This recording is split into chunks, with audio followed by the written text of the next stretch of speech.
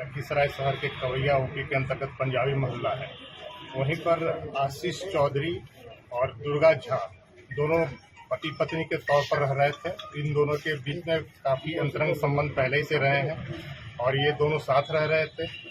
इसी कारण से कल ये घटना घटी है कि आशीष चौधरी ने छठ पर्व की समाप्ति के उपरांत सुबह करीब 7:30 पौने 8 बजे छठ घाट से अर्घ देकर लौटने के बाद ये गोलीबारी की घटना दुर्गा झा के घर के समीप की गई है। इस गोलीबारी की घटना में कुल 6 लोगों को गोली लगी थी, जिसमें अभी तक दुर्गा झा लड़की का देहांत कल पटना में हुआ है और उसके जो 2 भाई थे चंदन झा और राजनंदन झा, इनकी घटनास्थल पर मृत्यु हो गई थी। कुल 3 लोग अभी तक इसमें मृत हो गए हैं। बाकी जो 3 लोग हैं, दुर्गा झा लड़की के पिता शशिभूषण झा और उसकी भाभी लवली झा जो कि राजनंदन झा उसके मृत भाई की पत्नी है, और उसकी एक और बहन प्रीति झा, ये अभी जख्मी का इलाज पटना में चल रहा है। पूरे घटनाक्रम के पीछे का जो बैकग्राउंड है वो ये है कि इन दोनों के बीच, आशीष चौधरी और दुर्गा झा के बीच काफ़ी पहले से प्रेम संबंध था और इन लोगों ने शादी भी कर ली थी। कहीं न कहीं उनके परिवार की दोनों की रजामंदी भी थी। जो फोटोग्राफ्स आप देख रहे हैं, इसमें लड़के के परिवार वाले भी हैं और लड़की के परिवार वाले भी हैं, लेकिन किसी कारण से फिर अनबन हुआ इन दोनों में, जिसके फलस्वरूप ये घटना घटी है। और उनके घर से, घटनास्थल के पास से एक नोटबुक प्राप्त हुआ है। नोटबुक में करीब 15 पृष्ठों में आशीष चौधरी ने काफ़ी डिटेल से अपने और दुर्गा झा के बीच हुए पूरे संबंध का चर्चा किया है और उसमें ये स्पष्ट रूप से लिखा है कि काफ़ी मानसिक प्रताड़ित होने के बाद ही उसने ऐसा कदम उठाया है। दुर्गा झा के लिए उसने उसको कोचिंग में रख के पटना में पढ़ाया, नाला रोड में, उसका भी जिक्र उस डायरी में आप लोग देखेंगे।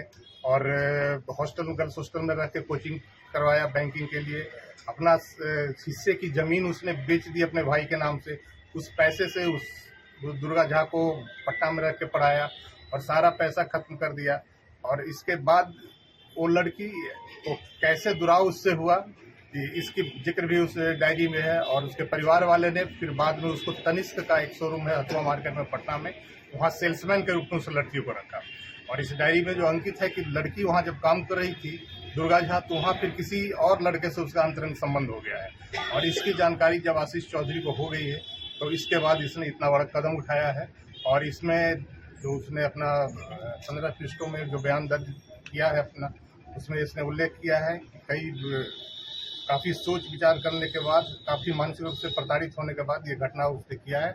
और ये घटना तो जघन्य है, लेकिन पुलिस इसमें काफ़ी त्वरित कार्रवाई करते हुए, इसमें जिसने लाइनर की भूमिका निभाई है जिस लड़के ने, उसका नाम है राजन पासवान उर्फ समीर राज। इसकी गिरफ्तारी हो गई है। पूरे CDR के लोकेशन से, वैज्ञानिक अनुसंधान से यह साबित हो गया है कि पूरा घटना का लाइव लोकेशन आशीष चौधरी को ये समीर पासवान दे रहा था। CDR से ये बात प्रमाणित है कि हर 15 मिनट पर, 20 मिनट पर 4 कॉल हैं, 7 बजे से लेकर 7:30 के करीब, 7:45 के करीब तक कॉल से वो बताते गया है। और घटनास्थल पर इसी के लाइव लोकेशन देने पर वहाँ पर पहुँच के आशीष चौधरी ने गोलीबारी की घटना की गई है। तो इसमें लाइनर की भूमिका निभाने वाले समीर राज उर्फ राजन की गिरफ्तारी हो चुकी है। और एक और व्यक्ति की गिरफ्तारी हुई है, उमेश साहू की, जिसके बारे में अनुसंधान में और साक्ष्य आए हैं और उस पर साक्ष्य संकलन किया जा रहा है, साक्ष्य को संपुष्ट करने के लिए। इसके अतिरिक्त अन्य लोग पर भी अभी पुलिस की नज़र है। जो अनुसंधान में जो तथ्य आए हैं उसके लिए हम लोग प्रयासरत हैं। किसी भी कीमत पर हम लोग आशीष चौधरी को छोड़ने वाले नहीं हैं।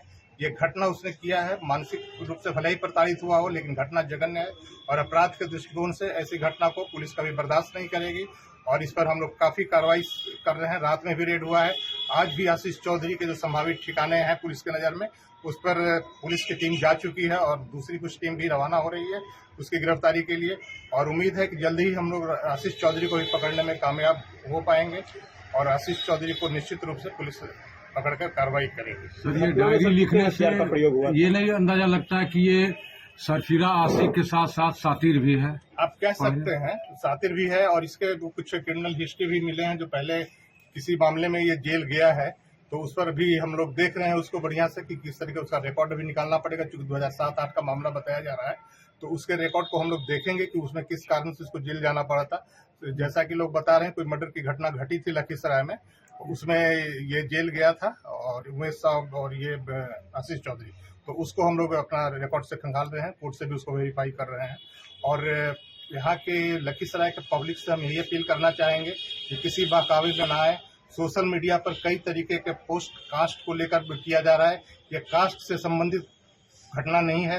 यह विशुद्ध प्रेम प्रसंग के कारण जो आंतरिक विरोध हुआ है, उसके कारण यह घटना घटी हुई है। इसमें दो जाति के लोग इन्वॉल्व जरूर हैं, लेकिन कास्ट राइट के रूप में इशू नहीं है। इसलिए लखीसराय की जनता से मेरा यही अपील है कि धैर्य बनाए रखें, शांति बनाए रखें, और इसमें जो सही कल्प्रिट है वो जल्द पकड़ा जाएगा। हथियार कहाँ से बरामद हुआ? हथियार वहीं घटनास्थल के पास से बरामद हुआ है। हथियार का फोटो आप लोग,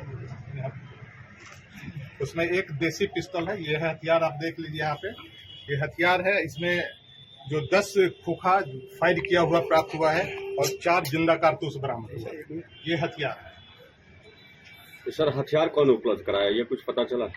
हथियार हुआ है घटनास्थल के पास से हुआ है और किसी पब्लिक ने ही कोई बताया था, जिस पर पुलिस ने वहां से रिकवर किया है। एक सवाल सर, और सर, मैंने पीड़ित का आरोप है परिजन का कि 2 साल पहले आवेदन दिया था इस मामले को लेकर कवैया थाने में, लेकिन इस पर कोई पहल नहीं की है। 2 साल पहले के आवेदन की उसकी तहकीकात हम लोग करेंगे कि किस संदर्भ में क्या आवेदन दिया है, लेकिन पीड़ित के परिवार ने का फोटोग्राफ तो आपको साक्ष्य सामने है। आप देख लीजिए कि लड़की का माँ फोटोग्राफ में है, शादी की तस्वीर है साथ में है, तो ये सब लोग तो रजामंदी करके शादी की और बाद में लड़की को दुराव करके अलग किया इससे।